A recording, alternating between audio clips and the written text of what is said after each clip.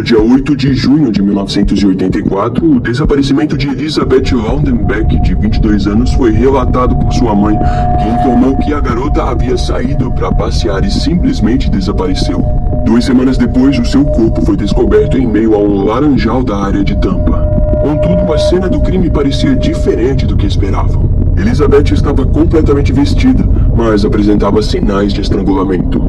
Daquela forma, os investigadores não tiveram motivos para conectá-la ao possível assassino em série da região, e então consideraram o crime como algo isolado. Como a vítima não era uma profissional do sexo e apenas uma garota da cidade, os investigadores teorizaram que poderia ser obra de um copiador. Assim, a caça acabou esfriando. Até que no dia 7 de outubro de 1984, um corpo feminino foi encontrado perto da fronteira entre o condado de Pasco e o de Hillsborough. Novamente, a cena do crime era algo totalmente diferente. O corpo estava localizado próximo à entrada de uma fazenda de gado local e o seu sutiã estava amarrado no portão da entrada. O restante de sua roupa estava ao lado do seu corpo e a causa da morte foi identificada como sendo um tiro no pescoço. Além do mais, a garota era negra e foi identificada como Janelle Devon Williams, de 18 anos, que já havia sido presa por prostituição. Durante as investigações, foi descoberto que ela era uma conhecida em um bar gay na região da Avenida Kennedy, em Tampa. Uma amiga dela disse que no dia 30 de setembro de 1984, ela e Janelle trabalhavam juntas quando a garota foi chamada para ir até um motel, mas nunca chegou no local.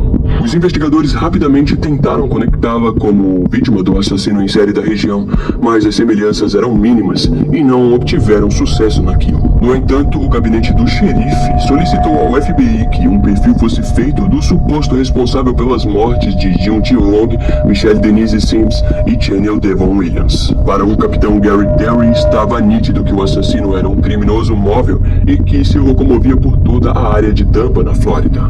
Gary acreditava que, como a violência do criminoso se mostrava desnecessária, aquilo indicava que provavelmente o sujeito sofria de algum tipo de desvio sexual e comportamental. Também ficou claro que suas presas foram consideradas fáceis no momento, o que significava que ele provavelmente não as conhecia, e era um crime oportunista. De acordo com o FBI, ele poderia ser descrito como um homem branco de 20 e poucos anos, extrovertido e manipulador. Os agentes o classificaram como um criminoso organizado. Dessa forma, ele seria um homem normal na sociedade, mas teria características egocêntricas e possuía um certo grau de transtorno antissocial. De acordo com o perfil criado, foi dito que ele poderia ser um homem impulsivo, mas não o suficiente para correr o risco de ser pego. Provavelmente ameaçava suas vítimas com uma arma, como forma de declarar seu controle e masculinidade. No perfil também foi descrito que ele provavelmente teve uma adolescência conturbada, com um histórico de incêndio criminoso e crueldade com animais. Seus problemas com as autoridades supostamente o teriam levado a problemas com seus superiores caso tenha servido nas Forças Armadas. E se isso tivesse ocorrido, ele teria servido na unidade do Corpo de Fuzileiros Navais. Por ter sido classificado como um assassino organizado, como já vimos no vídeo Top 3 Criminosos Organizados, ele foi descrito como um homem com várias mulheres em sua vida, mas não era casado. Problemas com a polícia foram mencionados, além de que ele provavelmente dirigia um carro esportivo. O assassino seria um homem que costumava se vestir formalmente e demonstrar autoridade. Algumas evidências do caso foram enviadas para o laboratório do FBI, que encontrou vestígios de um carpete de nylon vermelho entre as roupas de Janelle Devon Williams. Novamente, um pelo caucasiano castanho também foi encontrado, como também sêmen, que foi ligado ao grupo sanguíneo A e B.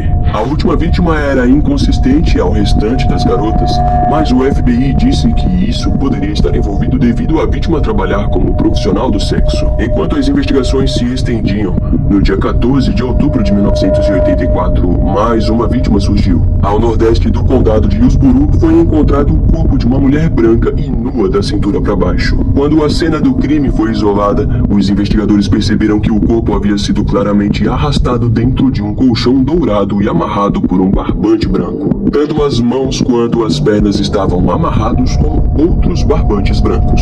Em pouco tempo foi identificado a marca ao redor do pescoço, assinatura essa que os investigadores já conheciam muito bem. A mulher foi identificada como a profissional do sexo Karen Beth Gisfriend, de 28 anos, que atuava nas áreas de Nebraska e do condado.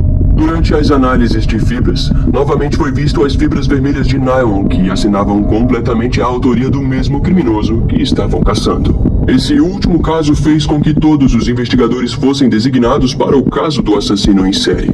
Enquanto isso, os outros crimes que ocorriam no condado foram designados a policiais normais. 6 oficiais de campo foram designados a trabalhar como vigilante nas áreas chamadas como campos de caça do assassino. Daquele modo, as áreas da Avenida Kennedy e da Avenida Nebraska foram deixadas sob constante vigilância. Regularmente, os oficiais enviavam relatórios contendo diversas placas de veículos, além de informações coletadas com as próprias profissionais do sexo da região.